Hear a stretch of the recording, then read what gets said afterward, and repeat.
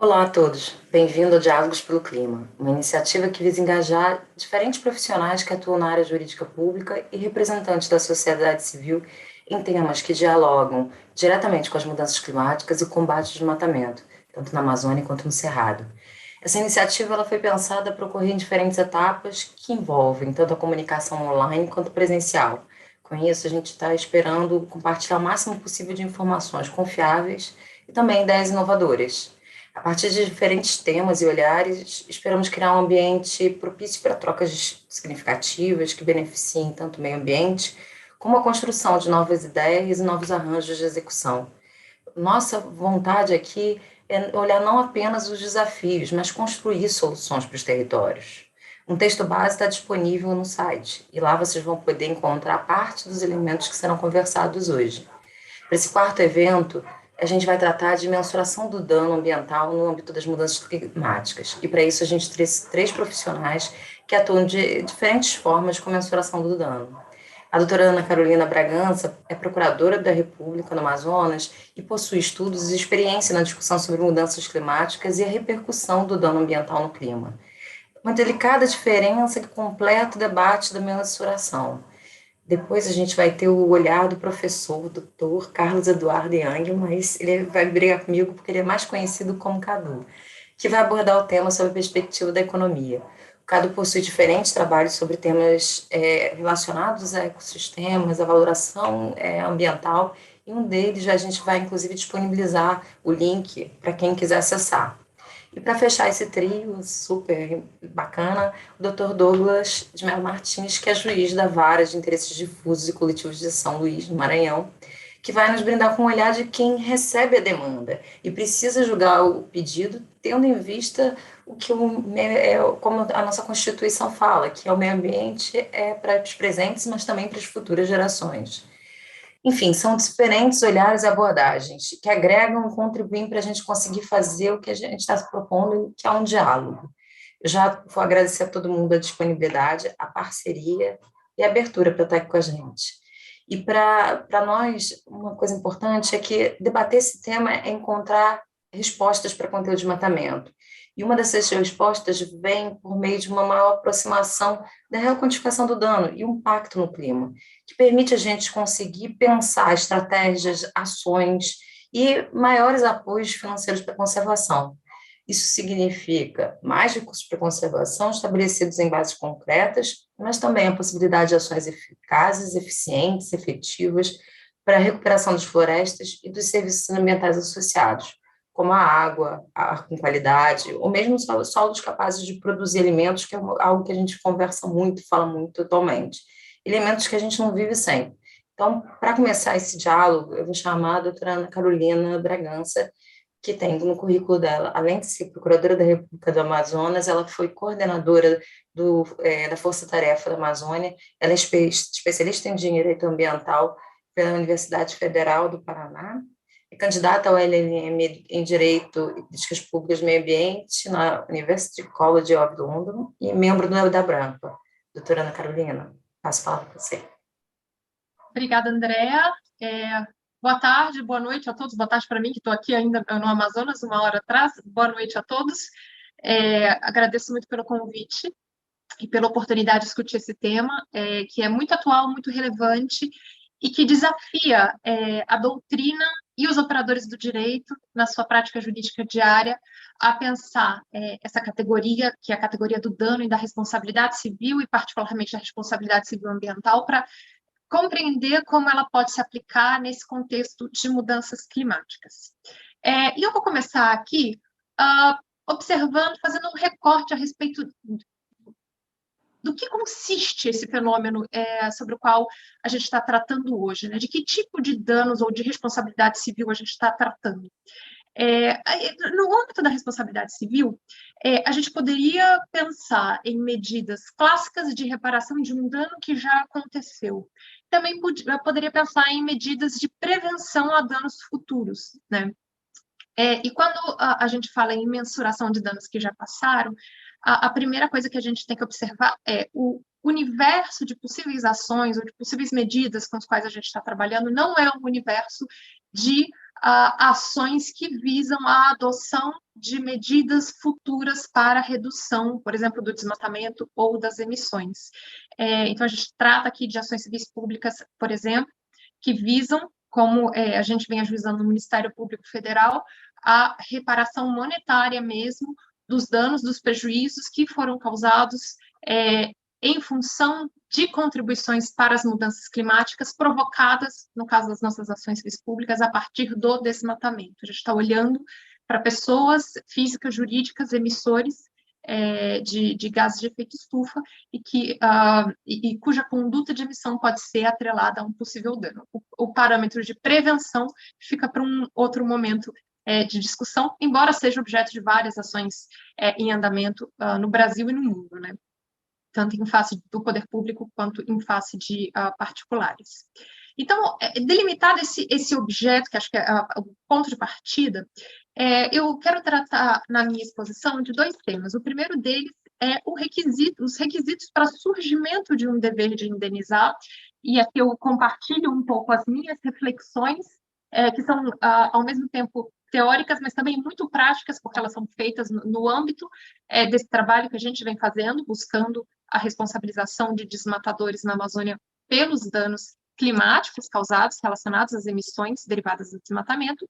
E, no segundo ponto, vou tratar da questão da quantificação do dano, né? da multiplicidade de soluções possíveis para a questão de quantificação e como a gente trabalhou com isso e como a gente tentou trazer uma resposta simples e eficaz ao Poder Judiciário.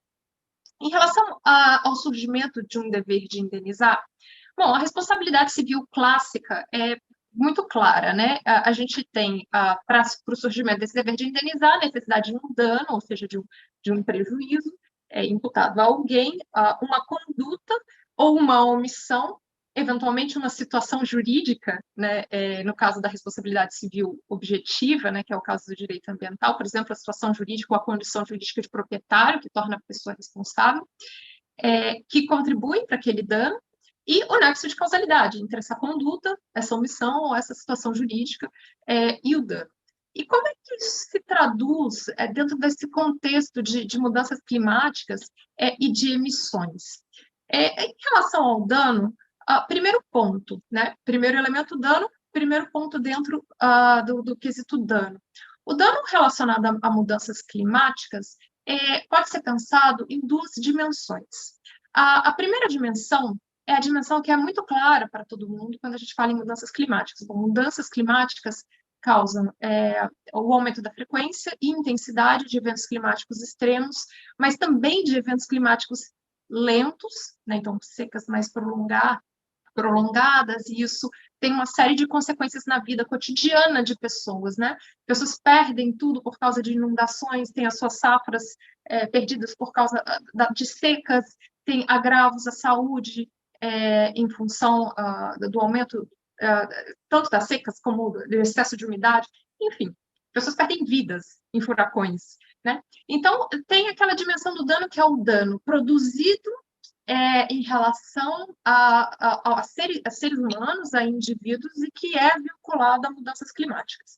E tem a dimensão do dano, que é o dano causado diretamente ao equilíbrio do meio ambiente, né? Não necessariamente essa questão do dano causado ao equilíbrio do meio ambiente precisa ser vinculado diretamente a danos individualmente causados a pessoas. E eu vou voltar nisso um pouco mais para frente, porque isso é muito relevante no momento em que a gente tratar de nexo de causalidade. Em relação à conduta, né, e a gente falou de conduta, as ações civis públicas elas vão basicamente trabalhar com a perspectiva de responsabilização do emissor. Mas dentro do universo emissor, a gente pode ter o emissor como pessoa que ou jurídica ou física que contribui, que efetivamente emite gases de efeito estufa, então a gente tem uma conduta ativa, né? A gente pode ter condutas omissivas, então pessoas físicas ou jurídicas que, por exemplo, deixam de adotar medidas que seriam obrigatórias para a redução da emissão de gases de efeito estufa, deixam de adotar, por exemplo, uma tecnologia mais limpa, um filtro ou alguma coisa desse tipo. Mas também tem a responsabilidade, e aqui dentro do registro do direito ambiental, a responsabilidade derivada de condições ou situações jurídicas ou do benefício que aquela pessoa ofere a partir da emissão, ainda que praticada por terceiro. Então, isso nos leva à meditação, por exemplo, a respeito da caracterização como possível pessoa vinculada ao dano de todas aquelas empresas na cadeia de suprimentos do desmatamento, né? Então, se o desmatamento, por exemplo, favorece uma determinada cultura, uma pecuária ou alguma forma de agricultura, quem compra esses produtos posteriormente também vai responder pelas emissões indevidas que aconteceram em função daquele desmatamento. E aqui acho que não preciso repetir, acho que todo mundo sabe, desmatamento é a principal fonte de emissões de gases de efeito de estufa do Brasil, por isso que é tão importante falar sobre esse tema. Então, a gente pode chamar um frigorífico, pode chamar uma empresa de grãos para responder. A princípio, o ordenamento diz que sim, a jurisprudência do STJ é no sentido de, olha, a quem faz, quem não faz, quem se beneficia, quem ocupa a área, enfim, tem toda uma série de circunstâncias que permitiriam associar a conduta de toda uma gama de pessoas a esse dano ambiental, climático, né? E a questão do nexo de causalidade, e é aqui que mora a questão mais difícil quando se trata do ajuizamento de ações civis públicas versando sobre danos climáticos. Por quê? Quando a gente tem como horizonte aquele dano que eu mencionei individualizado, a nossa cadeia de causalidades, ela precisa sair de uma emissão individual, então a emissão, por exemplo, de um desmatador, dessa emissão para o impacto dessas emissões em mudanças climáticas, com a produção de eventos climáticos extremos ou eventos climáticos não necessariamente rápidos, como uma tempestade, mas às vezes lentos, mas que produzem danos também, e desses para o dano causado ao indivíduo, né? Então, tem uma série de conexões que a gente precisa fazer, que não é óbvio, né? E que, além da questão da concausalidade, né? Nós temos uma multiplicidade de atores que contribuem, mediante as suas emissões, cumulativamente para a produção do efeito mudanças climáticas.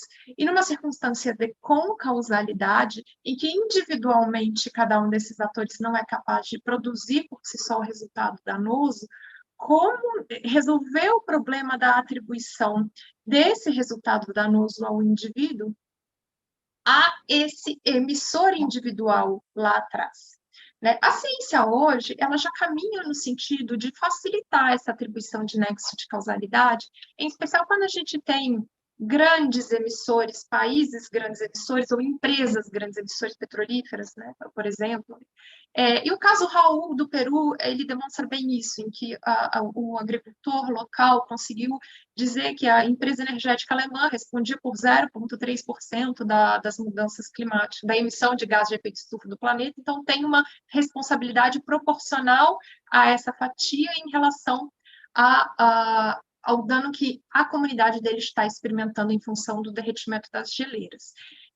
Mas a empresa energética alemã emite muito mais do que um desmatador individual, ainda que seja um desmatador grande.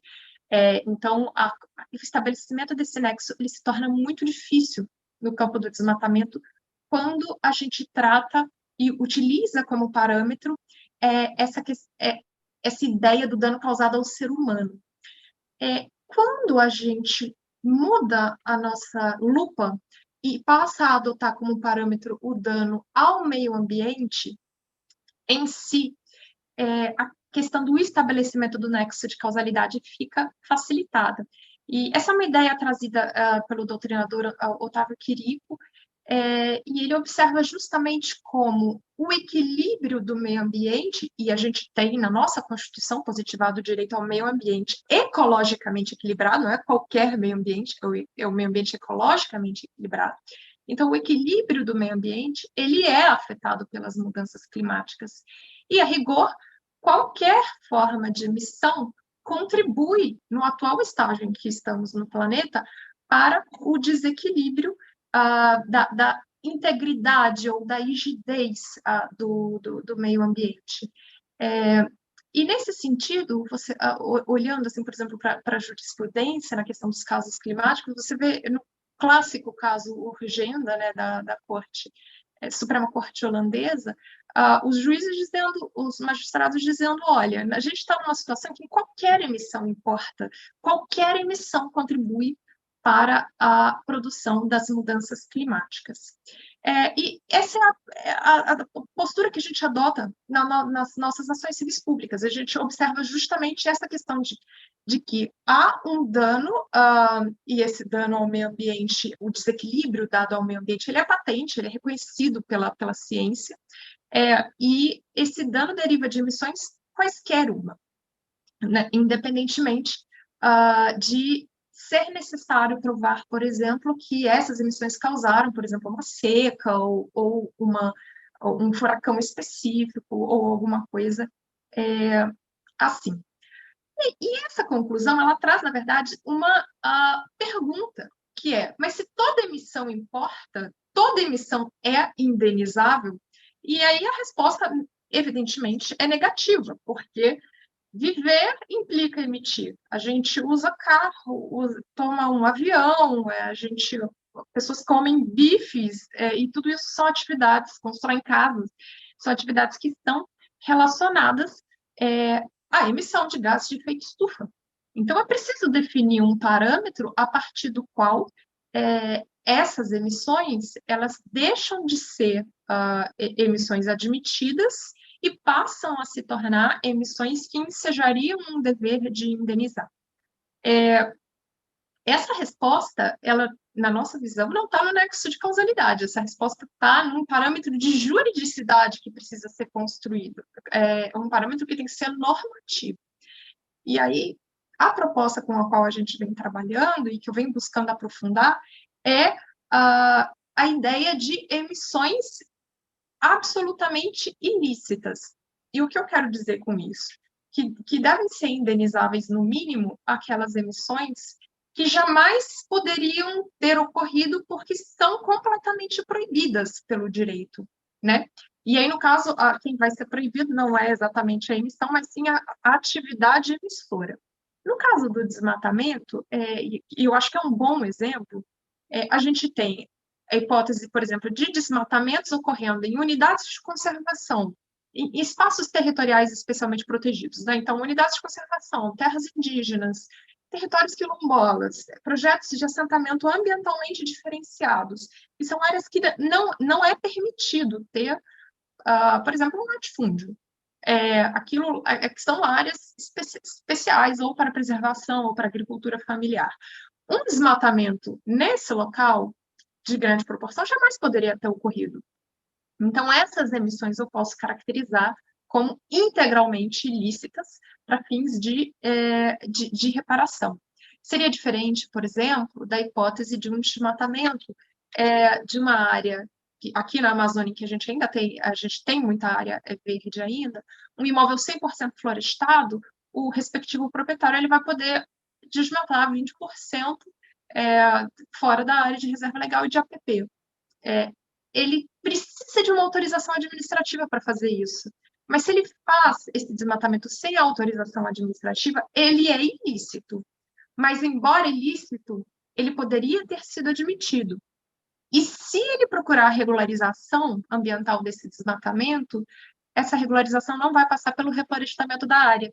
Ele vai passar pela inscrição de imóvel no CAR, pela regularização por meio do programa de regularização ambiental, mas ele não vai ser exigido a reflorestar uma área que esteja dentro dessa porcentagem, o que significa que essas emissões eram inevitáveis, elas aconteceriam de qualquer forma. E aí, a gente tem numa circunstância como essa, um dever indenizatório, eu já acho um pouco mais difícil de observar um dever indenizatório numa circunstância como essa. Então, já não é algo absolutamente ilícito, embora, claro, constitui crime, etc., mas para fins de danos climáticos, digamos assim, né, diferentes dos danos ambientais ou dos parâmetros de licitude do direito ambiental, administrativo ambiental, eu entenderia que a gente precisaria aprofundar. Então, eu trabalho com a ideia de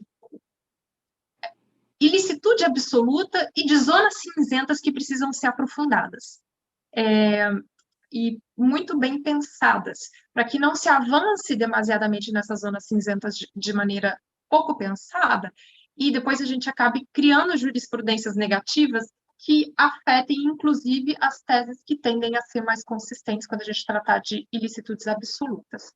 Passando aqui para o meu segundo ponto, senão eu me empolgo e fico falando demais, a questão da quantificação. Então, a partir do momento que a gente tem, por exemplo, uma emissão que eu estou considerando absolutamente proibida, vou ser rápida, que já me deu aqui os 15 minutos.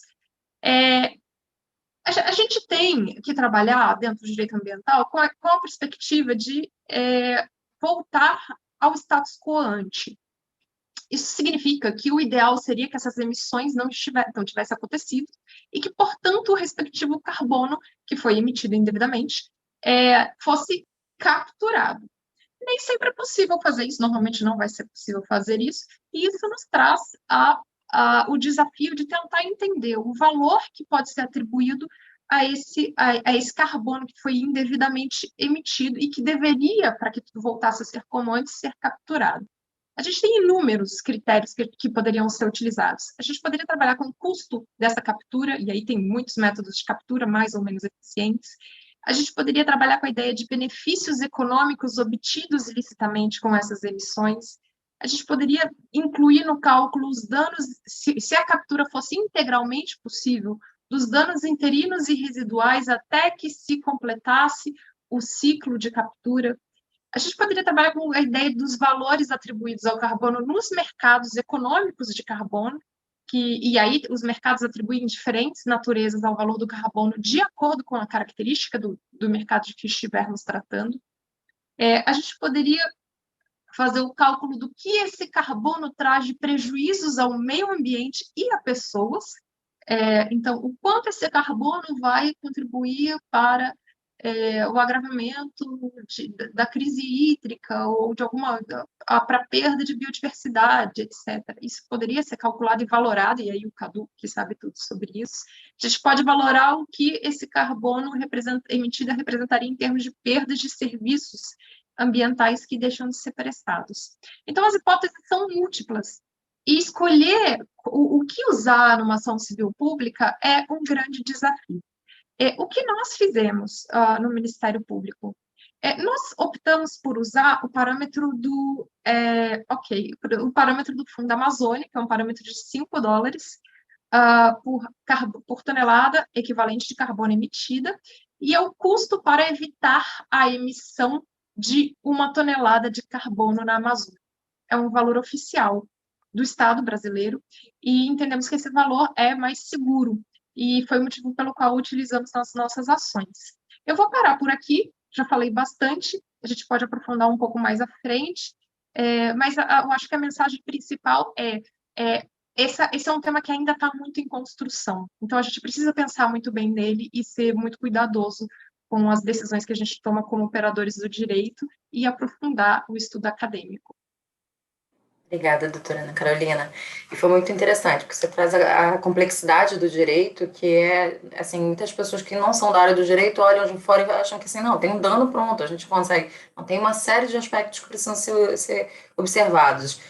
O aspecto de fazer, a obrigação de fazer, não fazer, se omitiu, e como a gente consegue construir esse nexo de causalidade e trazer elementos que consigam justificar ou embasar uma inicial para conseguir trazer bases para que o juiz consiga avaliar a extensão das ações que foram feitas, inclusive a forma de valoração, que aí vou puxar aqui, que foi a segunda parte da sua fala, mas que eu vou pedir depois para você voltar a explicar um pouquinho depois, um pouco mais da calculadora de carbono que vocês utilizam, essa base do Fundo Amazônia, mas por enquanto eu vou pedir para o Cadu, já com toda a intimidade, mas antes eu vou apresentar o doutor Carlos Eduardo Frickman, Young Cadu, mais conhecido como Cadu, que possui um currículo super extenso. Ele é professor titulado do Instituto de Economia da Universidade Federal do Rio de Janeiro, onde ele coordena o Grupo de Economia do Meio Ambiente e Desenvolvimento Sustentável.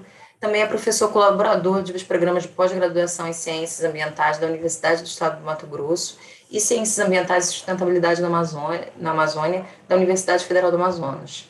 Ele é pesquisador do Instituto Nacional de Ciência e Tecnologia em Políticas Públicas, Estratégias e Desenvolvimento e membro do Conselho Técnico-Científico da Plataforma Brasileira de Biodiversidade e Serviços Ecossistêmicos e do Painel Científico para a Amazônia, ou seja, um currículo super grande. Então, vou passar a palavra para você, Cadu, e que você é seu, o palco é seu. Tá no mudo.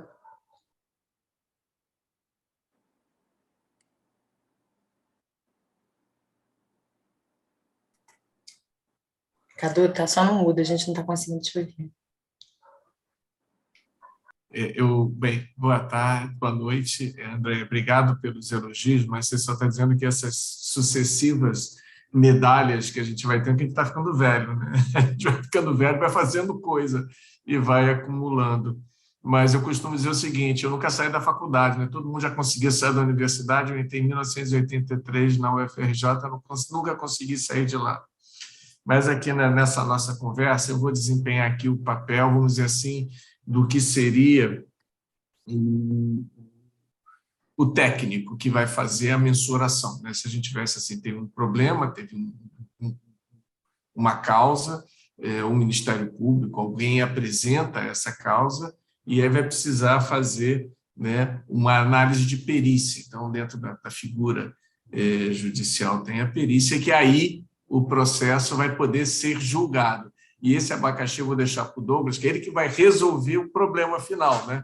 Eu só estou aqui um pouco para ilustrar um pouco o problema que a Ana Carolina colocou, mas olhando a questão com uma perspectiva bem diferente, que a ciência econômica tem uma visão bem diferente da ciência do direito. A ciência do direito é baseada em princípios normativos, a economia é baseada é uma ciência positiva, tem uns métodos muito diferentes de trabalho, e é interessante como é que a gente pode convergir. Um ponto que a Ana colocou muito claro é a evolução das relações de causalidade, ou seja, uma coisa é emissão. Por emissão, entenda o lançamento de alguma coisa que causa um distúrbio no meio.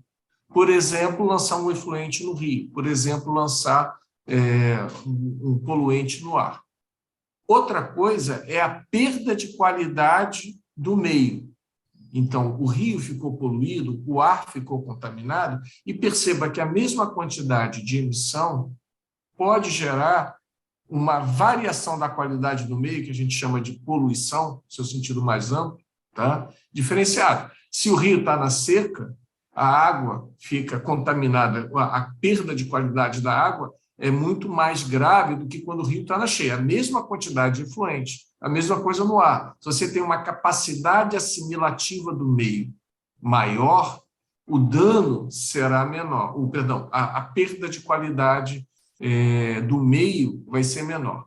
Outra coisa, economicamente falando, é o dano, que isso é uma questão antrópica. Ou seja, a variação da concentração de material particulado na atmosfera é um dado físico-químico.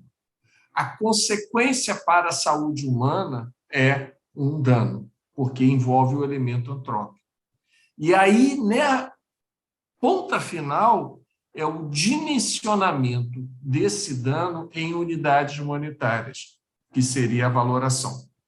Então, a gente tem aí um processo que segue uma relação de causalidade, como foi colocado, e que implica saltos mortais na hora em que você vai estimar essas funções, que a gente chama funções dose e resposta. Então, o aumento de 1 tonelada de CO2 equivalente na atmosfera causa o quê no meio? Pelo menos na questão climática, a gente tem uma vantagem em relação a outros temas, porque a gente assume que essa tonelada de carbono ela vai ficar tanto tempo na atmosfera, até decair mais de um século, que ela vai rodar o planeta inteiro. Então, nesse momento, eu estou inalando aqui dióxido de carbono, que pode ter sido emitido na Mongólia, pode ter sido emitido no Burundi, mas provavelmente veio ou da Europa, ou da América do Norte, ou talvez da China, ou talvez da queima das florestas brasileiras. E o que a gente está emitindo vai permanecer por mais de um século. Então, a gente pode assumir que, nesse contexto específico da mudança climática, o meio é um só, que já é uma vantagem. Esse problema é muito mais complicado, porque você está lidando com a questão, por exemplo, de biodiversidade. Agora, quando a gente fala em valoração, é importante entender o conceito de valoração. As pessoas confundem muito o conceito de valoração, porque por trás existe o conceito econômico de valor, que é diferente do conceito de preço. Valor é um conceito subjetivo e pessoal. Preço é uma referência objetiva e empiricamente determinada. Valor, em teoria econômica, quer dizer importância. A importância que eu atribuo a alguma coisa é diferente da importância que cada um de vocês atribui à mesma coisa. Vou dar um exemplo muito simples, a azeitona. Tem gente aí que acha a azeitona o máximo. Eu não gosto de azeitona. Eu nunca vou comprar azeitona na minha vida, porque para mim não tem valor. Para outras pessoas já acham que tem um valor muito grande. E, em compensação, eu gosto de outras coisas que outras pessoas não dão muito valor. Eu sou viciado em chocolate. Então, para mim, eu atribuo um valor ao chocolate muito maior do que outras pessoas. Isso é uma questão individual. O preço de mercado é uma situação objetiva, onde, através da interação dos indivíduos, a gente tem uma percepção de que, se houve uma transação de mercado, se alguém foi e comprou um pote de azeitona ou comprou uma barra de chocolate, essas pessoas estão revelando o que a gente chama de utilidade, que é valor, as suas preferências. Ou seja, olha, se a pessoa pagou, sei lá, R$10 num pote de azeitona ou numa barra de chocolate, que para essa pessoa, essa barra de chocolate ou essa azeitona tem uma importância de pelo menos R$10. Eu chamo a atenção de que a subjetividade do valor não é apenas, não é uma exclusividade dos bens difusos. Ela está permanente em todos os dias. Quanto vale uma ação da Petrobras? Ninguém sabe. O que eu posso dizer é qual foi o preço que ela foi negociada hoje. E se essa ação foi negociada hoje, possivelmente é porque havia uma divergência de percepção de valor. Alguém achou que é o preço de hoje, ela valia mais e, portanto, estava disposto a pagar, e alguém acha que é o preço de hoje, ela valia menos e, portanto, está disposto a vender. Senão, não existiria bolsa de valores. A existência de bolsas, de mercados, por exemplo, de bolsa de valores, revela a incerteza do conceito de valor.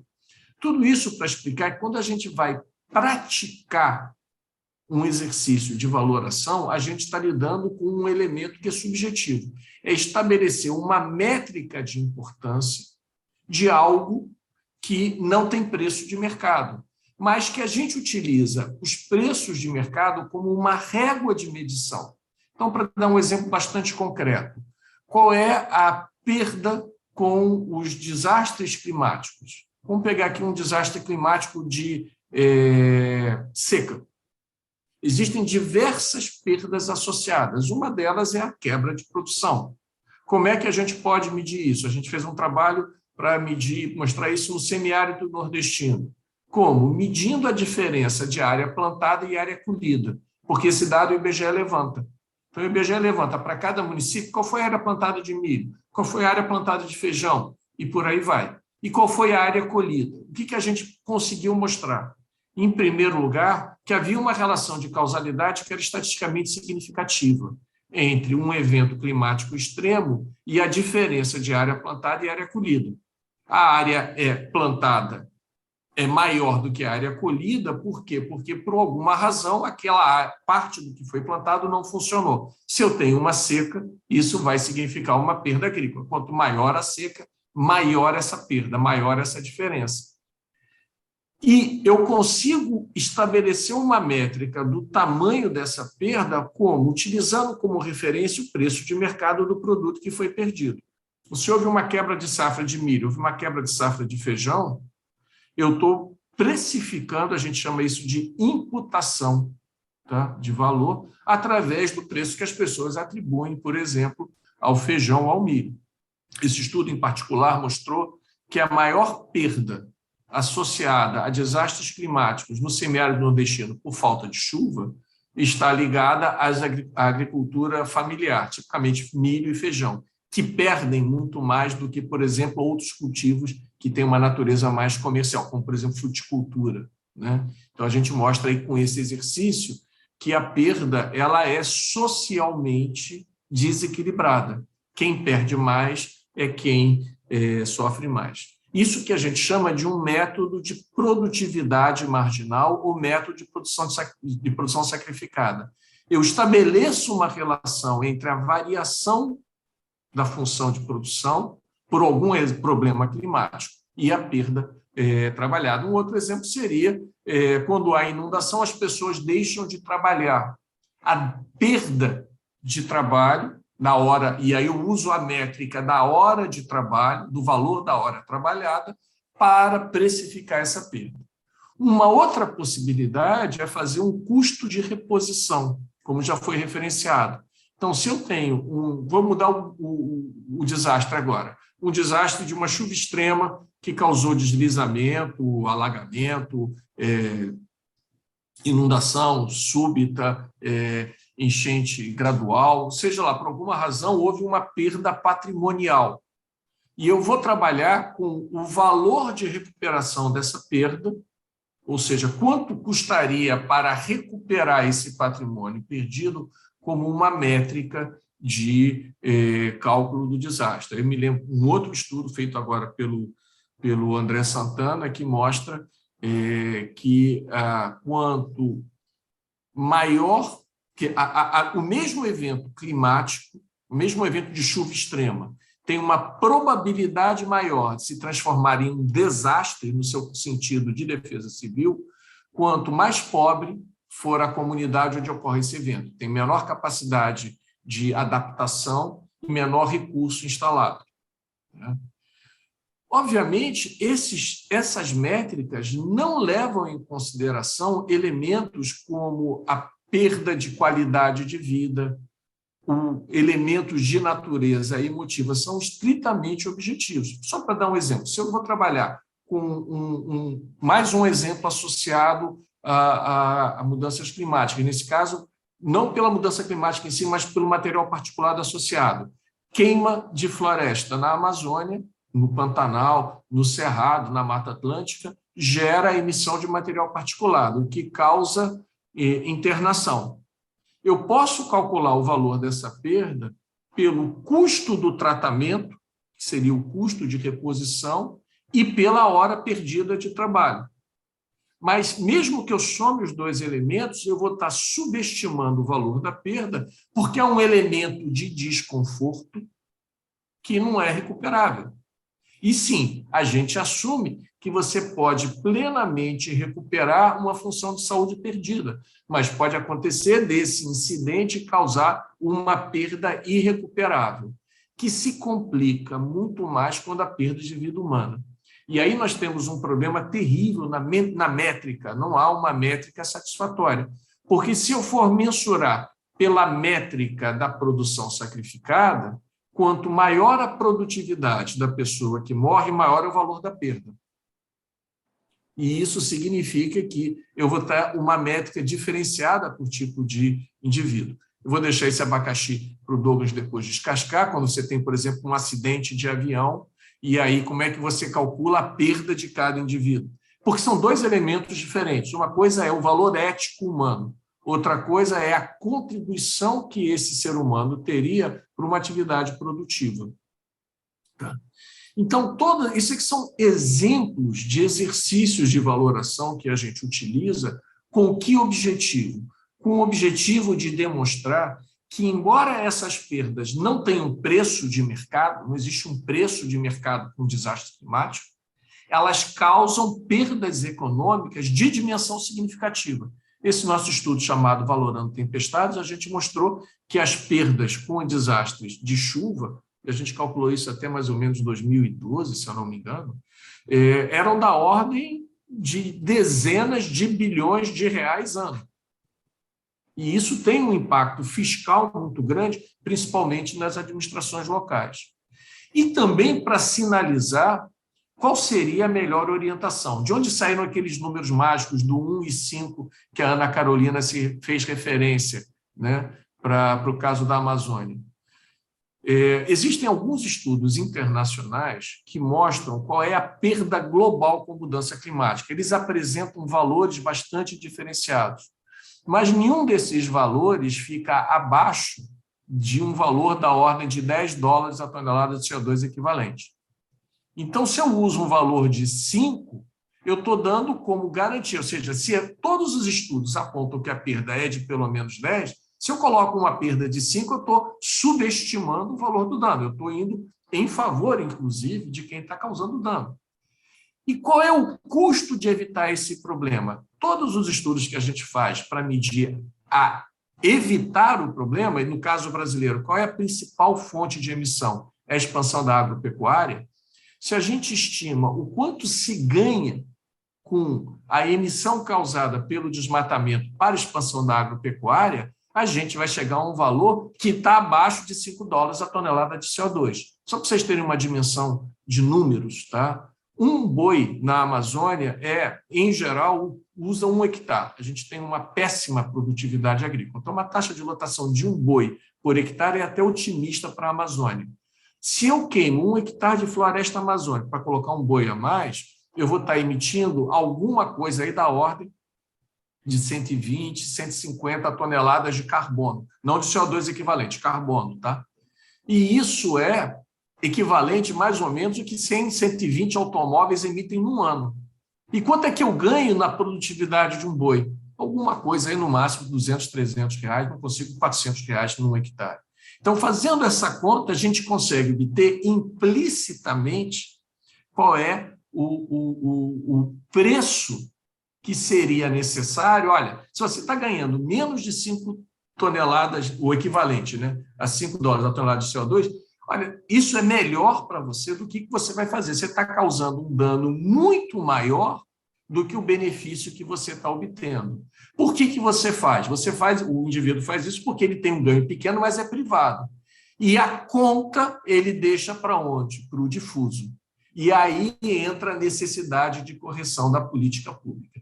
E aí eu já faço a deixa, sabendo que nós temos aqui um especialista em direito difuso, né, de como é que a gente avalia. Mas a lógica é essa, é tentar estabelecer métricas utilizando métodos que façam sentido de acordo com a literatura econômica e que tenham uma construção a partir de análises científicas, estabelecendo essas relações de causalidade, estimar dimensões de importância econômica, tanto do problema quanto do custo de evitar o problema. E se o custo de evitar o problema é muito mais baixo que o tamanho do problema, a orientação lógica de política pública é vamos evitar o problema, porque está causando um problema muito maior do que o benefício que vai ser obtido com isso. Obrigada, Carlos. Foi ótimo, porque você explicou de forma bem clara. Primeiro, para mim, então, que entendi muito bem, agora mais ainda valor, preço. Foi uma explicação bem fácil de pegar. E eu queria só chamar a atenção para um dado. Os últimos dados do IBGE mostraram que a gente tem mais gado no Brasil do que gente. Então, se a gente pega e faz um cálculo desse que você trouxe para a gente, para a gente refletir mesmo sobre qual é o tipo de produção que a gente está fazendo e o caminho que a gente está adotando. Mas eu não sou a palestrante principal, vou caminhar agora a palavra para o Dr. Douglas, que é juiz da Vara de Interesses Difusos e Coletivos de São Luís, no Maranhão. Ele possui graduação pela Universidade Federal do Maranhão, estudos avançados em Sociologia Jurídica, Instituições Políticas, na Universidade de Saragoça, e doutorado também em Sociologia Jurídica e Instituições Políticas na Universidade de Saragoça. Ele ministra aulas em diferentes cursos e é um sucesso no Instagram. Passa a palavra. Muito obrigado, Andréia, pelo convite, muito obrigado pela apresentação, pela gentileza, muito obrigado por me colocar neste debate ao lado da Ana Carolina e do Cadu. Vou provocar o Cadu ao lado do doutor Carlos Eduardo. Sem direito de defesa para o Carlos Eduardo aqui. Carlos Eduardo, nosso querido Cadu. Muito obrigado por me colocar ao lado deles, Andréia, para esse debate. Eu queria logo aqui, as pessoas olham para juízes e às vezes já enxergam a imagem do arbítrio, né? Já enxerga. Então, eu aqui tenho que tomar um certo cuidado, até pela maneira como eu costumo decidir ações indenizatórias relativas ao meio ambiente, ações civis públicas, na maioria das vezes, propostas, Ana Carolina, pelo Ministério Público, mas também ações populares. Aqui, algumas ações populares tratam também do meio ambiente na área a área de jurisdição da Vara de Interesses Difusos e Coletivos de São Luís. Quem mais propõe é o Ministério Público, até porque nós tínhamos até recentemente, eu vi que a Ana Carolina no currículo faz parte da Abrampa, o promotor de justiça titular aqui em São Luís é o doutor Fernando Barreto, que é quem propõe as ações aqui, que é um ex-presidente da Abrampa e atualmente membro da diretoria da Abrampa, e trabalha comigo aqui na Vara de Interesses Difusos. Então dá para ver que eu tenho muitas ações para julgar, visto que temos um promotor ambiental com uma experiência de mais de 20 anos na promotoria ambiental aqui da ilha de São Luís. Quando eu ainda era criança, ali nos bancos escolares, ele já era o promotor ambiental aqui de São Luís. Quando a Ana Carolina disser isso para ele vai dizer que não é verdade, né? Que ele vai dizer que nós temos a mesma idade. Mas, enfim. Bom, então eu preciso tomar uma certa cautela para não passar impressão na explicação que darei aqui sobre a opção que geralmente faço na hora de decidir as ações ambientais, que de regra é por arbitramento, Cadu. Eu arbitro ao final das ações, de regra, utilizo a perícia, mas não para a definição do valor do dano. O quanto de beato, de regra, tem sido por arbitramento aquelas que eu tenho decidido. Me utilizo muito de perícias, determino a realização de perícias que trazem elementos para a decisão sobre a existência ou não do dano, a extensão dele também, quando existe o dano. As perícias, ainda na fase do processo de conhecimento, no processo ainda de conhecimento, os questionamentos, até porque, como eu disse, é um promotor de justiça muito experiente, costuma apresentar quesitos na fase de conhecimento do processo que trazem elementos importantes para que o juiz tenha condições de quantificar o dano ao final, quando vai arbitrar o valor da indenização. Eu teria grande dificuldade para utilizar, até por conta da minha maneira de enxergar como deve ser garantido o direito ao meio ambiente equilibrado, bem de uso comum do povo para as presentes e futuras gerações, dar eficácia ao artigo 225 da Constituição Federal, com cálculos matemáticos que levem em conta alguns dados que poderiam levar a injustiças sob o meu ponto de vista, Cadu. Me preocupa, e vou colocar exemplos para vocês de casos que já não estão mais sob minha jurisdição, porque já julgados, já não estão mais sob minha jurisdição. Mas casos que, dependendo de cálculos matemáticos, poderiam levar a conclusões semelhantes. Só tem algo que distingue o que me fez, por exemplo, levar o valor das indenizações a extremos completamente diferentes, na hora de mensurar o valor a ser arbitrado no momento da sentença. Exemplifico aqui. Supressão vegetal. Supressão vegetal, como a minha jurisdição é área urbana, Cadu, eu nunca trato de grande extensão territorial. Eu sou juiz de uma vara de uma área urbana.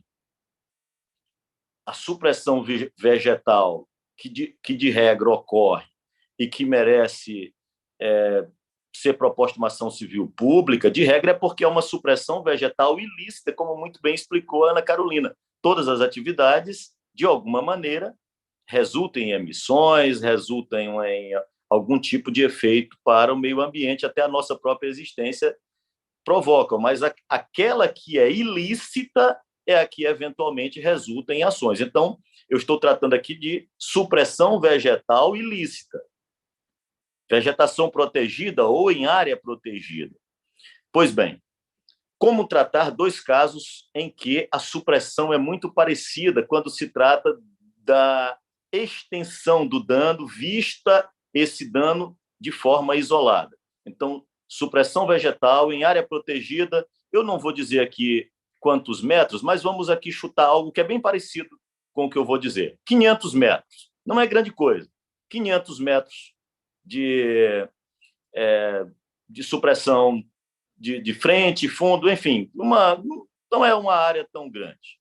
Mas nós imaginemos a supressão de vegetação protegida, por exemplo, no caso do Maranhão aqui, supressão do coco-babaçu, palmeiras do coco-babaçu, que deve ser algo estranho para vocês nas regiões de vocês, mas aqui para nós do Maranhão é fundamental. Nós temos legislação que protege, legislação estadual que protege. Não pode ser suprimida e alguém suprimiu mais ou menos na mesma quantidade. Como eu mensuraria isso, Cadu? Qual a valoração da supressão?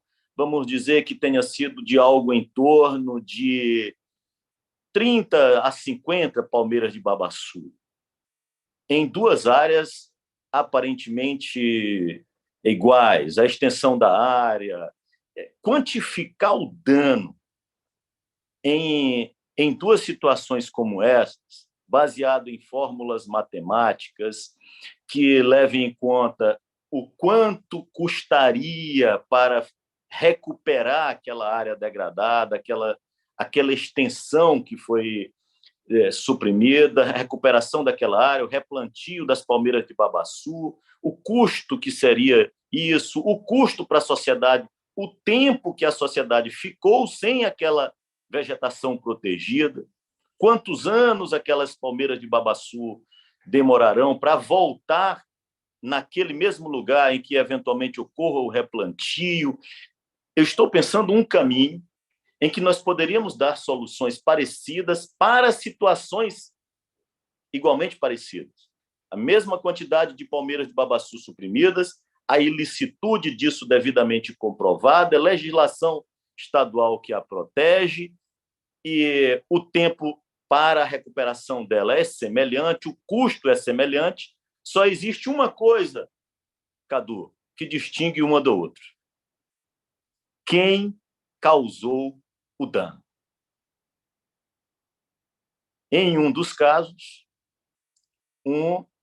alguém da agricultura familiar que avançou um pouco na sua área e atingiu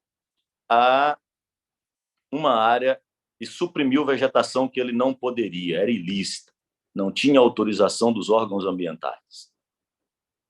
O que distinguia uma da outra era: a outra foi por uma das maiores empresas de construção civil do país.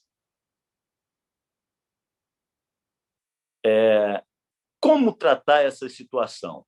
Ambos suprimiram a mesma quantidade de palmeiras de babaçu em uma área parecida. O que distingue um pouco é o local, numa área um pouco mais rural, uma outra área um pouco mais urbana, mas ambos suprimiram a mesma quantidade de vegetação, aproximadamente. Se partirmos para uma fórmula matemática que deixe de levar em conta talvez o aspecto mais relevante, que é o poder econômico de quem causou o dano, sob meu ponto de vista, nós podemos levar a sentenças injustas. Então, você sai de uma que não chega ao valor da indenização de R$5.000, porque para um agricultor familiar, R$5.000 é muito dinheiro.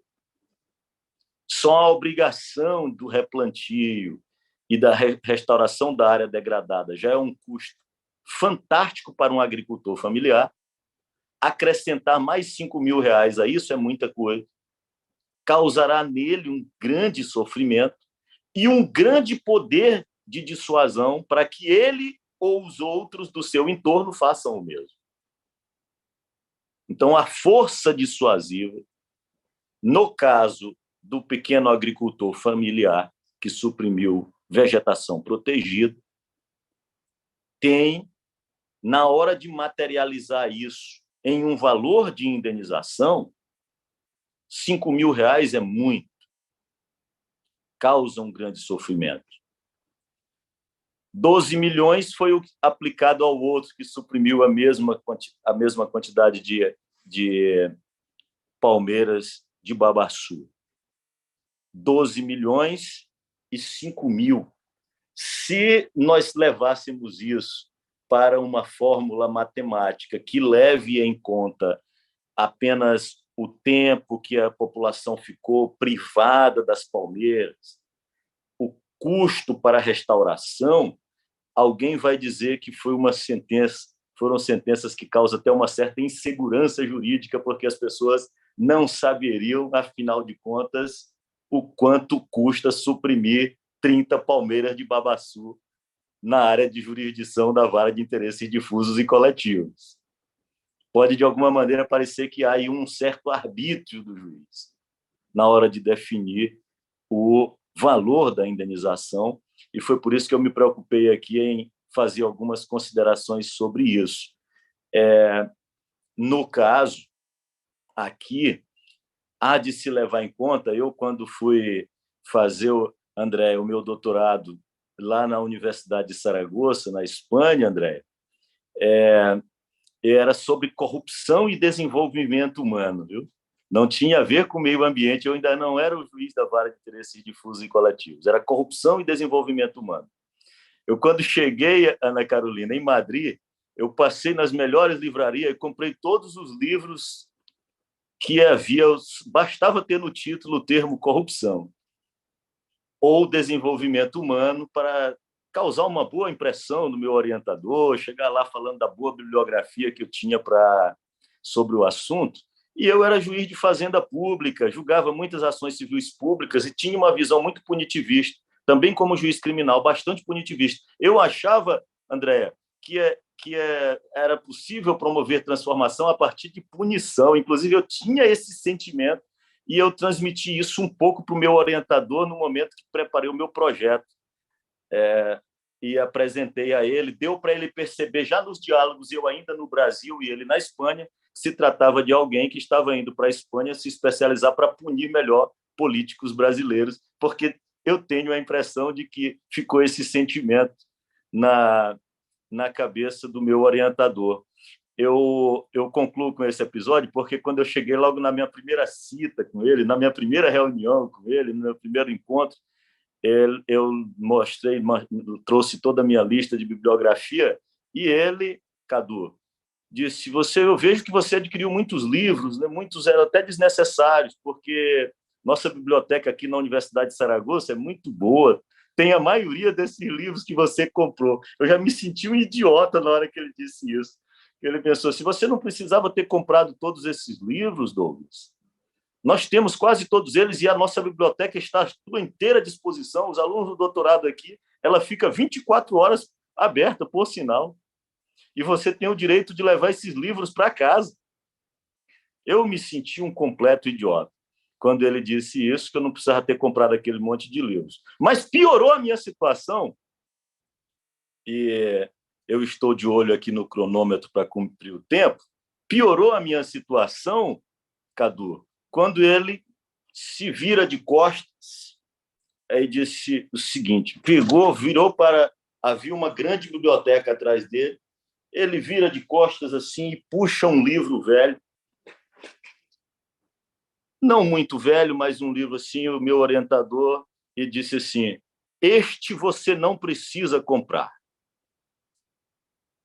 Esse eu vou te dar, esse livro. Depois eu compro outro para mim. Eu só te peço uma coisa, que esse seja o primeiro que você vai ler. E aí eu fiquei... Bom, eu estava destruído já, cara. Ali eu estava destruído na frente de um professor catedrático da universidade, que era o meu orientador, recomendado pelo professor José Geraldo Souza Júnior, que foi reitor da UNB e da área do direito, uma pessoa que eu tinha maior respeito. Então, eu tinha ali um professor catedrático que era muito importante para ele. Ele me destruiu ali, quando ele me entrega esse livro, e o título do livro influencia muito as minhas decisões. Não é um livro de direito, Ana Carolina. Influencia muito as minhas decisões. Era um livro de um filósofo espanhol chamado Javier Gomar Lanzón. E o título do livro era Exemplaridade Pública. E, em essência, esse livro fala, em poucas palavras, da força revolucionária do exemplo. A força revolucionária do exemplo. De alguma maneira, o Javier Gomar Lanzón ele mostra que quanto mais autoridade você tem, mais prestígio você tem, quanto mais é importante o seu cargo, a sua postura na sociedade tem mais impactos nela. Impacta, seja mais positivamente, seja mais negativamente a sociedade. Então, isso vale para as empresas também. Quanto mais importante a empresa, quanto mais poder econômico tem a empresa, quanto mais alcance tem a empresa, quanto mais a atividade econômica de uma determinada empresa influencia as outras, porque as outras a seguem em relação à sua conduta, mais as suas atitudes têm impacto para a sociedade. E, portanto, se uma delas vem a meu julgamento, o valor do dano sobe bastante na hora que eu vou arbitrar o valor da indenização. Por isso que o pequeno lavrador que suprimiu uma quantidade X de vegetação paga 5 mil e uma grande construtora que suprimiu a mesma quantidade paga 12 milhões de reais em uma área exatamente igual. Bom, não sei se aqui se eu transmitir aqui um sentimento de insegurança jurídica, mas é como eu decido aqui. Tem sido como eu não delego a jurisdição porque eu tenho medo. Pessoas com o meu perfil quase não chegam ao judiciário nos postos como que eu ocupo. Então, eu tenho muito medo de delegar isso a alguém que vá, enfim, ter uma postura mais benevolente com as grandes empresas de grande poder econômico e que causam graves danos ao meio ambiente. Então, essa é a maneira como eu tenho decidido. Me perdoem aí, eu estava de olho no cronômetro e, mesmo assim, acabei descumprindo aqui alguns minutos. Doutor Douglas, obrigada. Você trouxe aí alguns aspectos bem interessantes que casam com o diálogos. O direito ele vai fazer uma ponderação de valores, ele vai olhar para o poder econômico, para a capacidade também de quem está cometendo a infração, o dano. E aí é o momento que a gente olha quais são os papéis dos diversos atores aqui, organizações da sociedade civil, como é que a gente pode atuar para o enfrentamento dessas questões e apoiar alternativas e mudanças, como é que a academia traz para a gente conhecimento e uma reflexão sobre esse processo todo e de aonde a gente pode alterar. Essa união de conhecimentos e de técnicas é que a gente está querendo trazer e juntar para ver aonde estão as pontas soltas para a gente juntar elas e tentar fazer mais para combater o desmatamento, enfrentar as mudanças climáticas. E aí eu vou passar para as perguntas, só pedindo antes, doutora Carolina, tem uma pergunta específica para você, mas eu também queria depois que você começasse falando um pouco mais da calculadora, que acabou ficando no finalzinho, mas que é interessante, porque você falou super rápido, mas ela utiliza bases interessantes de cálculo, de evitar emissões, né, de carbono, vou deixar para você explicar, e também a valoração que você estava conversando com o Cadu. E a Bianca Azevedo Guimarães, ela traz uma pergunta que ela acha interessante essa ideia de emissões absolutas ilícitas, e ela pergunta se a professora pensa que seria melhor positivar normas correlatas a essa ideia junto ao Código Civil ou outra lei. Cadu, Conrado, ele te pergunta outra coisa, ele vai perguntar o seguinte, olha, como mensurar na valoração dos danos decorrentes de mudança climática a desigualdade dos impactos entre diferentes povos, grupos e populações, e aqueles mais vulneráveis e aqueles que são mais mais vulneráveis, são mais afetados, e como aplicar essa mensuração diferenciada no sistema de justiça. E, doutor Douglas, eu queria fazer uma pergunta também. Eu vou fazer uma pergunta para cada um e depois eu vou deixar essa rodada para continuar as perguntas. Mas como é que o judiciário ele avalia a potencialidade do dano ambiental frente aos desafios climáticos?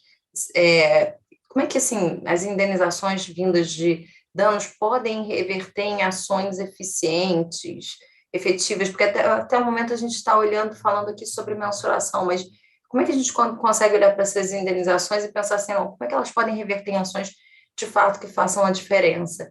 Sei que isso é um capítulo à parte, uma pergunta desafiadora, mas então eu vou passar de novo 5 minutos para cada um. Ana Carolina. Obrigada, Andréa e Bianca, pelas perguntas. Bom, nas nossas ações civis públicas, como nós buscamos fazer o processo de cálculo do dano? O primeiro passo é saber exatamente o quanto temos de emissões associadas a um determinado desmatamento. E para isso a gente usa a calculadora do IPAM. O IPAM é o Instituto de Pesquisas da Amazônia, uma instituição super conceituada em termos de pesquisa sobre o meio ambiente amazônico. E essa calculadora nos devolve, de maneira muito particularizada, a densidade de carbono de uma determinada área e, consequentemente, o quanto nós temos de carbono sendo emitido a partir de um desmatamento, um corte raso promovido naquela área, né? O cálculo é particularizado porque ele leva em consideração a densidade da floresta em cada micro-região da Amazônia, né? Então, no local onde a gente ajuizou a ação, por exemplo, que é em Boca do Acre, é um dos locais com maior densidade de carbono da Amazônia, e isso fez com que a quantidade de carbono emitida fosse muito alta. O segundo passo é transformar esse carbono em toneladas equivalentes de gás carbônico, que é a métrica oficial, né, em termos de mudanças climáticas. E aí tem um cálculo para isso também, uma multiplicação que é feita, o IPAM fez notas técnicas para a gente nesse sentido. E o último passo é atribuir valor a essas toneladas equivalentes de carbono. E nós, para isso, utilizamos o parâmetro do Fundo Amazônia. Então, o Fundo Amazônia ele é um fundo oficial que capta recursos destinados à preservação da Amazônia, mas bem particularmente à prevenção de emissões de gases de efeito estufa em função de atividades que se desenvolvem na Amazônia. E a captação de recursos que ele faz atribui um valor à emissão evitada de carbono. Então, o que o Fundo Amazônia diz para quem o financia é, olha, você quer colaborar com a prevenção à emissão de carbono da Amazônia? Se você me der $5, você evita a emissão de 1 tonelada equivalente de gás carbônico. Então, de certa forma, é um valor que se está atribuindo a essa prevenção. E esse é o valor que a gente estipulou nas ações. Como o Cadu falou, é um valor baixo, na verdade, a gente sabe que é um valor baixo, que é subestimado. Porém, a gente entendeu que por ser um valor oficial e por ele ter essa característica de alta legitimidade, por ser oficial, que ele seria mais palatável nesse momento para o judiciário. A segunda questão, em relação à positivação de critérios para indenizações, né, reparação de emissões absolutamente ilícitas. Eu, pessoalmente, entendo que não é momento para isso. Eu entendo que a gente precisa avançar academicamente e também na prática jurídica para a construção da categoria de dano climático e consolidação dessa categoria antes que a gente discuta uma legislação própria.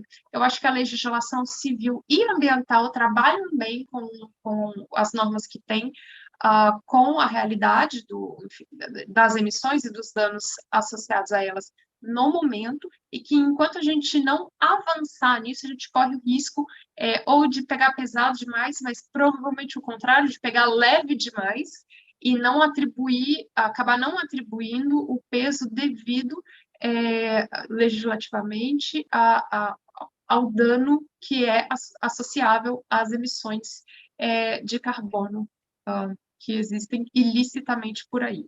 Vou parar por aqui, senão eu vou acabar extrapolando meu tempo, eu já fiz isso na primeira parte, não pretendo fazer de novo. Só ia te pedir para complementar só com a pergunta da Bianca, que ela pergunta o seguinte, olha, você acha que tem que colocar isso em normas junto ao Código Civil ou outra norma, precisa normatizar?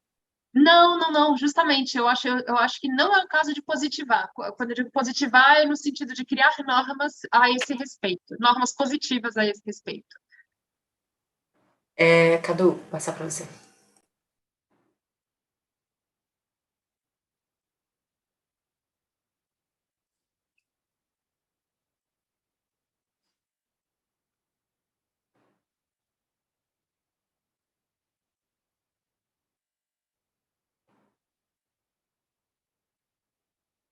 Desculpe, eu esqueci de novo o microfone. Então, vamos lá. Em primeiro lugar, eu queria dizer que não existe fórmula matemática de valoração, existem métodos de valoração.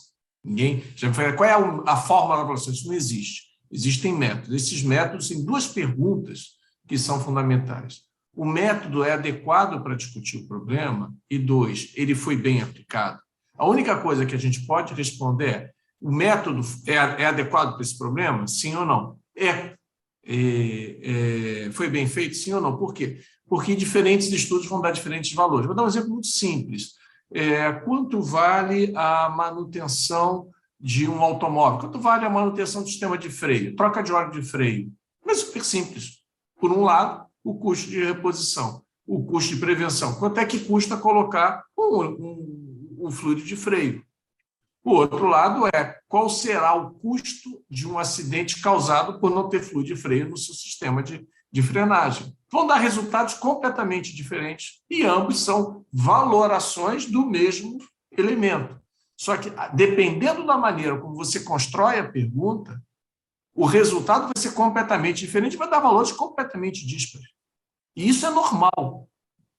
Tá? Então, a valoração não espere um resultado matemático preciso, ela nunca vai dar, ela vai trabalhar com cenários alternativos. E ela vai dar respostas de acordo com a pergunta que for feita. Tá?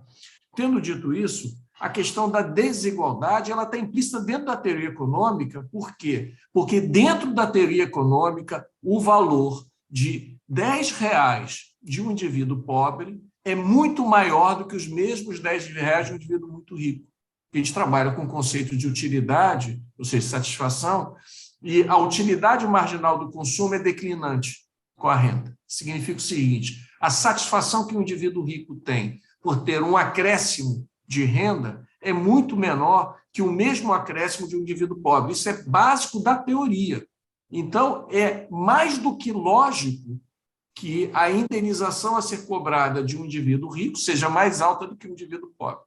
A segunda coisa é a capacidade de resposta, é a capacidade de lidar com o orçamento. Então, quando a gente lida com essas estimativas, vou dar o exemplo de desenvolvimento humano, já que o Douglas falou que leu bastante sobre desenvolvimento humano, existe uma métrica de desenvolvimento, existem métricas de desenvolvimento humano, que são os índices de desenvolvimento humano. Não há nenhuma teoria por trás, eles são completamente empíricos. Por que é 1/3 educação, 1/3 saúde, 1/3 renda? Sei lá, porque não sabia que peso dá. E porque não tem democracia, porque não tem gênero. Na verdade, existem famílias de indicadores de desenvolvimento humano, cada um escolhe a que for mais adequado. Mas quando a gente trabalha com renda, o componente renda, ele não entra, Conrado, como um elemento puro. Ele entra, em primeiro lugar, em função dessa propensão, dessa utilidade marginal que é declinante. E é por isso que ele entra logaritmado. Quando você logaritma essa função, você não trabalha com o valor da renda, você trabalha com o logaritmo da renda. Isso aqui, para quem lembra da função logaritmo, ela é ao contrário da exponencial, né? A exponencial vai subindo, a logaritmo ela vai achatando. Por quê? Para um indivíduo mais rico, o logaritmo da utilidade do consumo vai ficando cada vez, o ganho, o acréscimo é cada vez menor, de modo a você reduzir isso. Agora, isso é definido arbitrariamente, como foi colocado pelo Douglas. Ele tem que arbitrar. E a gente, no exercício de valoração, tem que arbitrar isso. Então, a gente leva em consideração, isso é fundamental, a gente mede concentração de renda, a gente mede concentração fundiária e a gente tem como fazer alguma hipótese sobre isso. Agora, essa hipótese ela é necessariamente arbitrária. E aproveitando o gancho da calculadora que a Ana Carolina fez referência, a gente fez um estudo chamado Quanto Vale o Verde, que é uma métrica da importância econômica das unidades de conservação. E a gente fez uma métrica da importância das unidades de conservação em 5 temas diferentes: extrativismo, visitação, né, uso público, carbono, água e proteção do solo e transferências fiscais. No estudo específico de carbono, a gente trabalhou uma métrica muito semelhante a essa que foi utilizada. A gente criou um cenário contrafactual, valoração, vocês perceberam, é sempre uma comparação de cenários, com o incidente e sem o incidente. No caso da unidade de conservação, se não existisse unidade de conservação, o que teria acontecido? A gente pegou para cada município a área de unidade de conservação e a área fora, e verificamos o remanescente florestal. A diferença a gente atribuiu ao quê? A existência da unidade de conservação. Porque nas unidades de conservação, a taxa de remanescente florestal é maior do que fora. Atribuímos essa diferença à existência da UC. Se não tivesse unidade de conservação, a gente atribuiu o quê? A gente calculou a área que seria de remanescente fora dentro daquele mesmo município, mas fora de uma área protegida.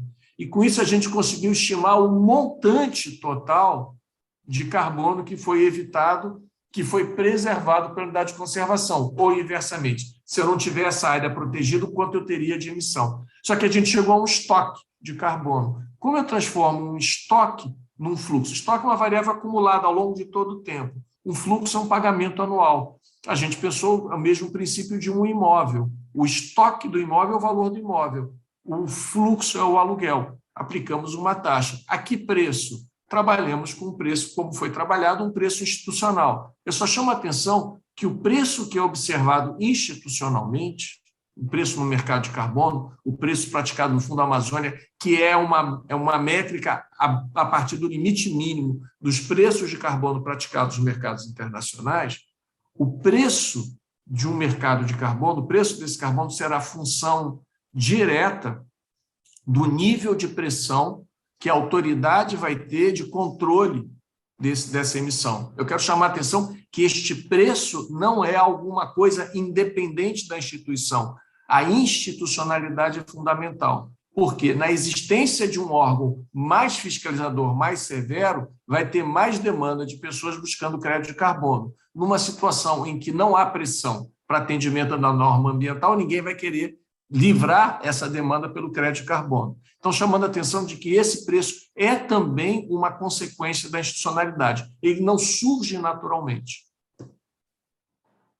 Obrigada, Cadu. Só para lembrar, gente, que a gente já disponibilizou o link dessa publicação que o Cadu mencionou, para quem tiver interesse em conhecer o estudo que foi realizado. Dr. Douglas.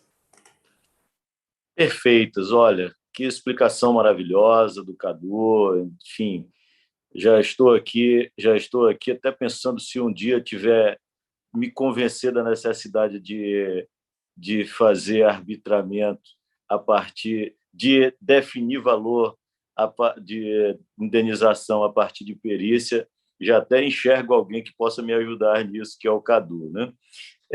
Mas, enfim, tentando puxar para a questão do que me pediu a Andréia sobre as questões que envolvem as mudanças climáticas, os impactos das mudanças climáticas, eu vou...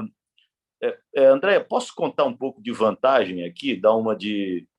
Posso contar vantagem? Não vai pegar mal aqui eu contar um pouco de vantagem, não.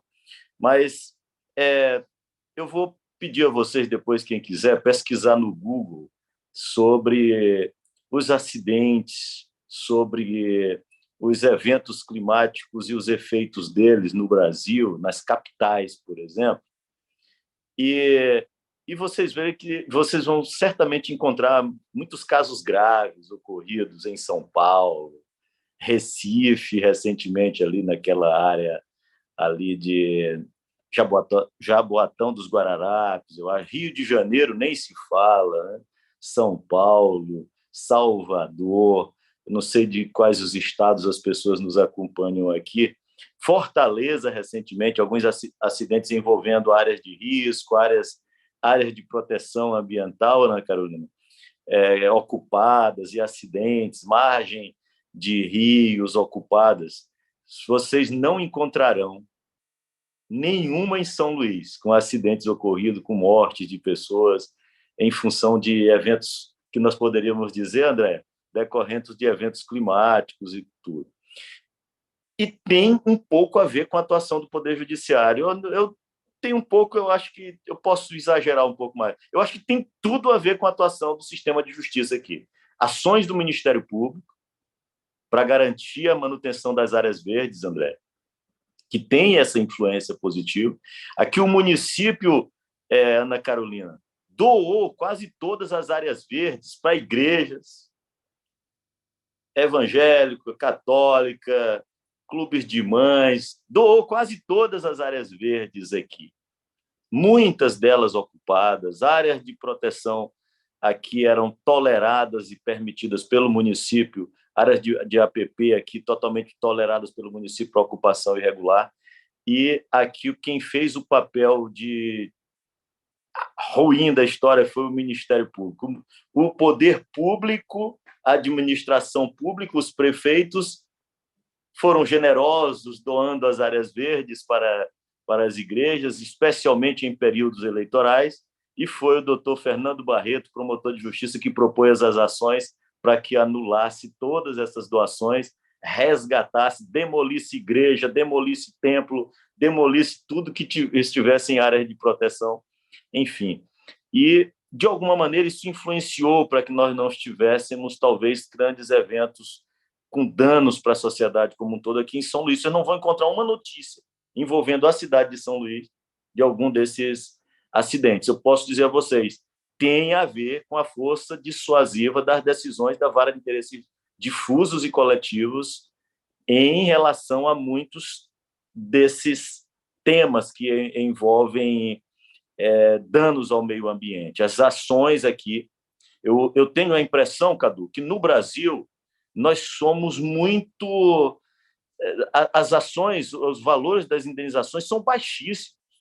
As grandes empresas, elas preferem ser julgadas no Brasil do que em outros procurar jurisdição de países estrangeiros em que, se na hora da fixação do valor da indenização, os valores são bem mais altos, com maior força dissuasiva. Então, eu tenho a impressão de que nós precisamos sair um pouco da timidez na hora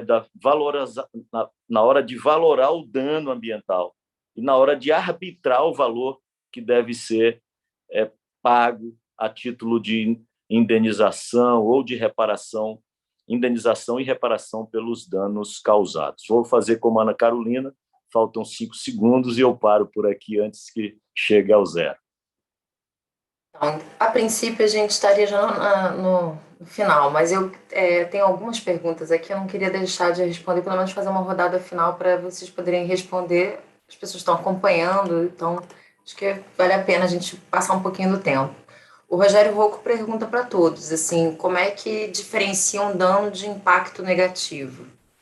E para a doutora Ana Carolina, a Samanta pergunta, acho que é para a doutora Ana Carolina, o critério de licitude é um divisor claro para definir emissões que causam danos que sejam responsabilidade para reparação.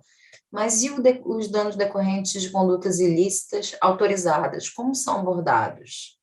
Cadu, Leonardo Bacher, quais os maiores gargalos metodológicos para a valoração econômica das mudanças climáticas? Dr. Douglas, o Emerson pergunta, a necessidade do judiciário legitimar por decisão, a necessidade do judiciário legitimar por decisão é uma barreira à técnica de valoração de danos? Como sensibilizar o judiciário nesse processo e assim trazer segurança para a celeridade da responsabilização na esfera administrativa, nos órgãos ambientais? Então, passar a doutora Ana Carolina e a gente vai fazer essa última rodada. Obrigada, Andréa. Obrigada pelas perguntas. Primeiramente, diferença entre dano e impacto, né? Como eu mencionei, trazendo aqui para o registro das mudanças climáticas.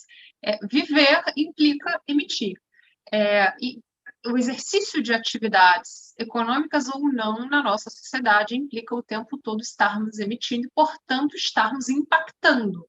É justamente por esse motivo que o critério, a meu ver, para a fixação da existência do dever de reparar não pode ser o nexo de causalidade entre a emissão e as mudanças climáticas, que é um nexo que é evidente de per si, em especial num contexto de crise ecológica climática que a gente vive, mas sim algum parâmetro de juridicidade. Mas, dogmaticamente, de qualquer forma, a distinção seria a presença do dano como categoria da responsabilidade civil, se afigurando como aquilo que é passível, efetivamente, de reparação, enquanto o impacto estaria dentro da esfera do que é permitido. E isso, na verdade, conduz à segunda pergunta, né, que é, ok, se o parâmetro é jurídico, né, o parâmetro de ilicitude, por exemplo, o que fazer quando a gente tem, na verdade, condutas ilícitas que foram autorizadas. E aqui, 2 comentários a serem feitos. Primeiro, uma conduta ilícita não pode ter sido autorizada, e se ela foi, a autorização é em si também ilícita. E aí, é claro, a gente o tempo todo no Ministério Público, ajuizações civis públicas e outras medidas, com o objetivo, por exemplo, de impugnar licenciamentos ambientais que não são bem conduzidos ou que têm uma série de irregularidades ou autorizações que foram indevidamente emitidas, né? Então, o parâmetro de juridicidade, ele tem que ser dado não apenas pela presença de uma autorização formalmente emitida por um órgão público, mas a partir da comparação entre a atividade em si e o ordenamento jurídico. Se o ordenamento jurídico diz que aquela atividade é ilícita e, apesar disso, ela tem uma autorização, a gente deve entender que é possível, e aqui friso possível, a existência de um dano reparável, valendo lembrar que é preciso distinguir, a gente precisa aprofundar o estudo entre o que é absolutamente proibido, que é a emissão relacionada a um agrotóxico proibido no país, e o que é a emissão relacionada a um agrotóxico que não é proibido, mas que foi aplicado irregularmente, por exemplo. Né? Existem distinções de grau, de natureza, regras que a gente precisa aprofundar a esse respeito. E a segunda observação que eu tenho a fazer é: condutas lícitas, eventualmente, podem gerar deveres de indenizar se houver abuso de direito, e o nosso ordenamento civil já admite isso. Então, há circunstâncias em que, mesmo dentro da licitude, se houver um abuso de direito, isso é teoria do direito civil mesmo, não é nem apenas do direito ambiental, a conduta lícita pode gerar, eventualmente, um dever de indenizar em circunstâncias de abuso. Então, isso é algo a ser observado também, para que se entenda se ali naquele contexto há ou não o nascimento de um dever de indenizar. Eu só queria concluir, já que é a nossa fala final, chamando a atenção para o fato de que a gente está falando de categorias aqui muito jovens, muito novas, as categorias que estão surgindo, emergindo, então tem muitas perguntas, mais do que respostas, no âmbito da ciência do direito a respeito de como construir, como trabalhar com esses deveres de indenização. E que é um desafio para operadores e para a academia. É importante olhar para isso com calma e com zelo, para que a gente não mate digamos, o potencial de construção dessas categorias antes delas se consolidarem ou de produzirem todos os seus frutos. Então, ao mesmo tempo que eu sou uma entusiasta da ideia de indenização de danos climáticos, eu também chamo a atenção para que não haja uma banalização que acabe tendo um efeito reverso no nascedouro dessa ideia. Obrigada, pessoal.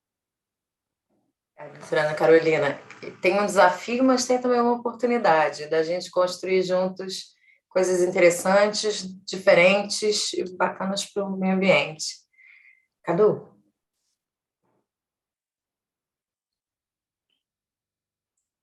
Eu não sei, vamos lá, eu não sei se eu entendi corretamente a pergunta do Rogério Rouco, mas, em primeiro lugar, o conceito de dano é necessariamente antrópico. Então, um cataclisma que aconteça em Marte não tem nenhum efeito sobre nós. Mas agora que tem aquele aparelhinho, aquele explorador espacial lá da NASA, se uma cataclisma derruba aquilo vira um dano. Então, o conceito de dano só surge a partir de uma interferência em sociedade humana.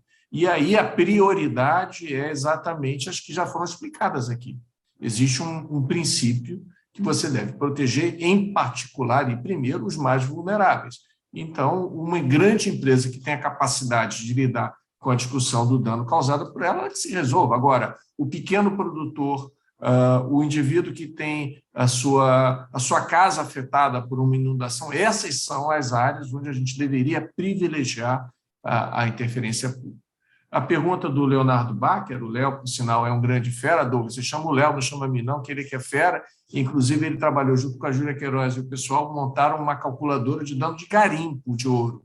Tá? A gente tem outras ferramentas de cálculo de dano. Léo, acho que você vai concordar comigo que o maior problema é a incerteza sobre os danos da mudança climática. A ciência da mudança climática é muito recente. Ou seja, eu mesmo não estudei mudança climática no colégio. Não existia isso no tempo que eu sentava, não caiu no meu vestibular.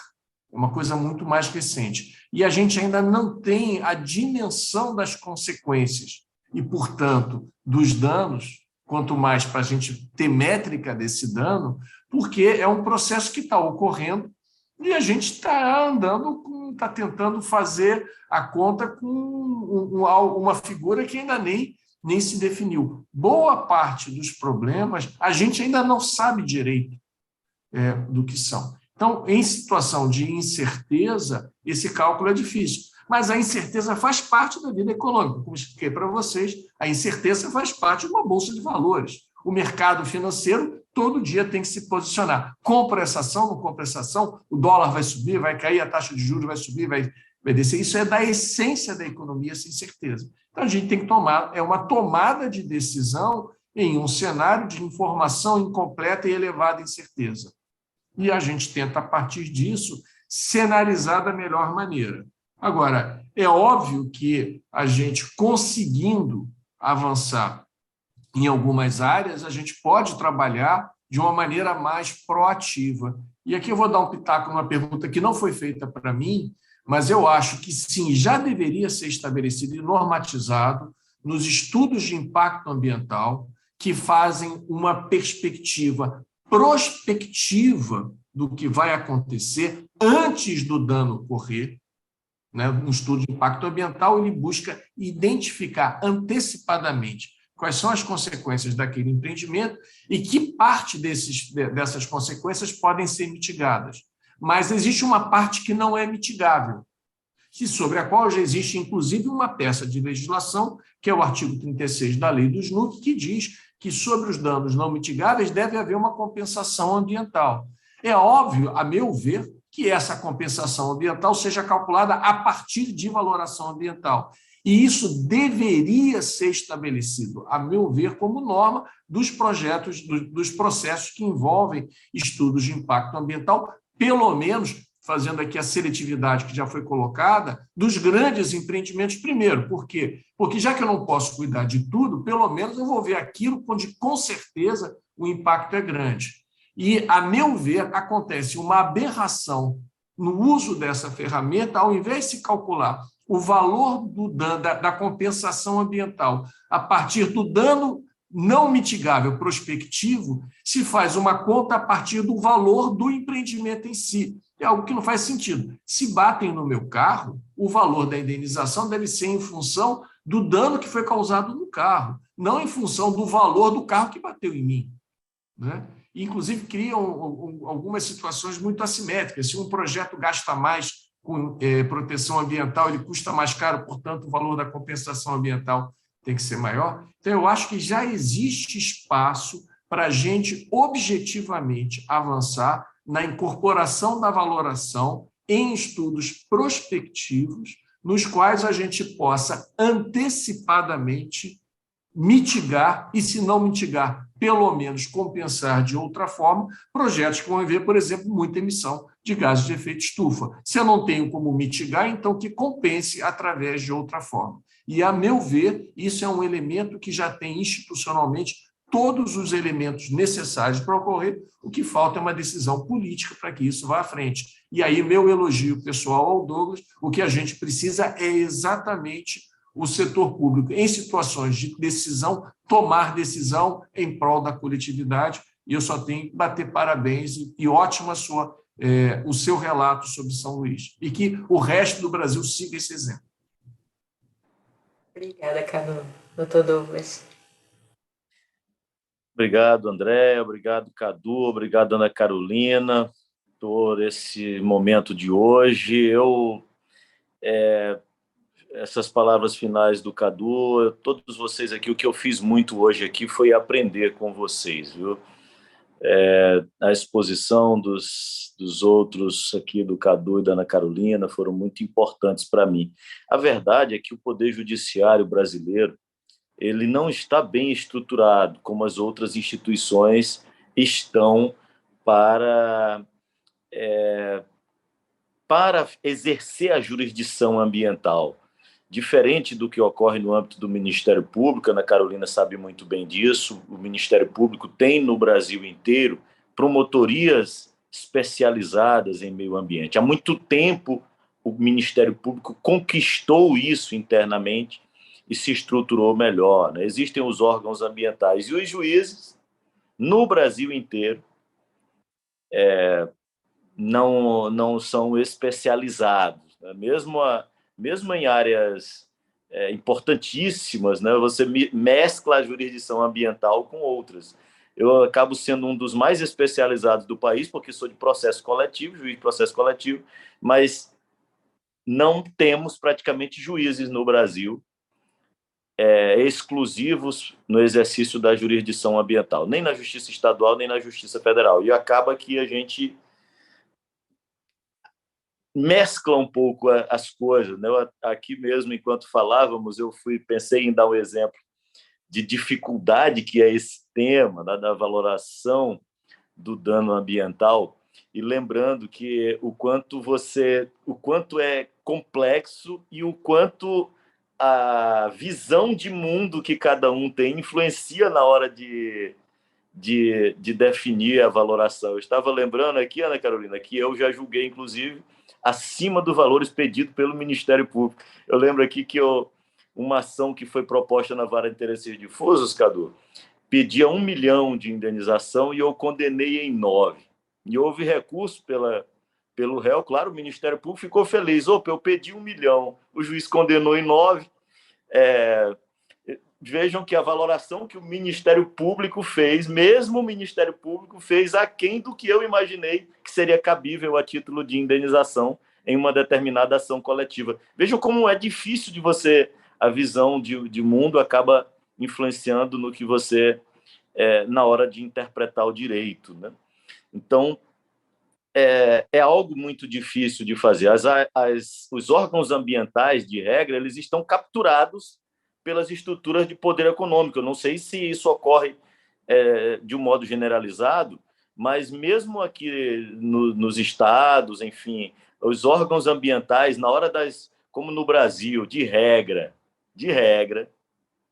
os governos são de coalizão, são as coalizões estranhas no Brasil, não são como acontece em alguns lugares, que você junta ideologias próximas e formam governos. Aqui, os governos de coalizão, às vezes, têm pessoas de um extremo a outro, e de regra, os setores que têm interesses contrários, digamos, à proteção do meio ambiente, capturam, de regra, as secretarias de meio ambiente, o que é algo na hora de, enfim, aprovar. E por isso, talvez, a pergunta que foi formulada aqui, que a Ana Carolina já respondeu com perfeição, sobre o fato de como lidar com a atividade ilícita que foi autorizada. Aqui, a atividade ilícita autorizada aqui, na jurisdição da Vara de Interesses Difusos e Coletivos, para a pessoa que fez a pergunta, tem resultado, sabe o quê?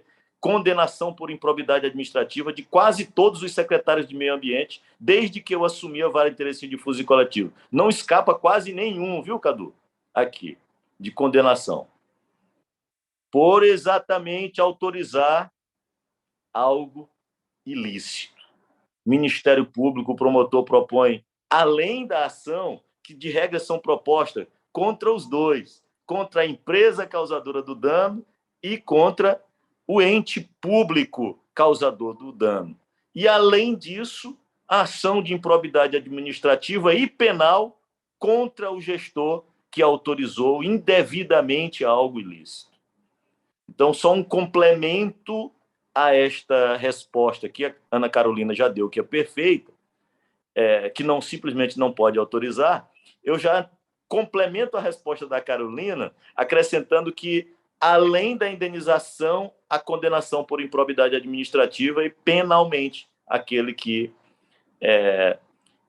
de alguma maneira, autoriza algo que é ilícito. Obrigada, doutor Douglas. Infelizmente, eu preciso fechar, porque já tem 1h30, um pouquinho mais, e o nosso objetivo é trazer um diálogo fluido e que a gente consiga fazer num curto tempo para que as pessoas consigam acompanhar e depois a gente aprofunde em outros momentos.